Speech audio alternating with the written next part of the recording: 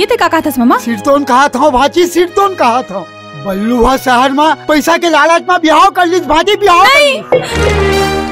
बल्लू मुझे धोखा नहीं दे सके मामा, बल्लू मुझे धोखा नहीं दे सके, वो ऐसे नहीं कर सके।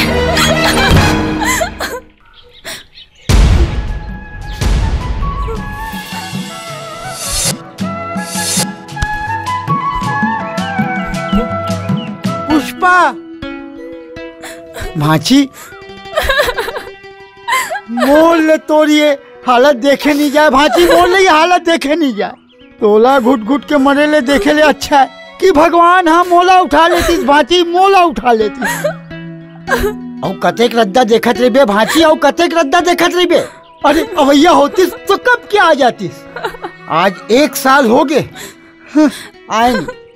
तो मैं क्या करो मामा? अरे भाची जब सोच उंगली में घी नहीं निकले ना, टेढ़ा करे पर पड़थे टेढ़ा। समझ गयो मामा, सब समझ गयो। अब तक देख बे वो बल्लू ला मैं अपन उंगली में कैसे ना चाहता हूँ तेला।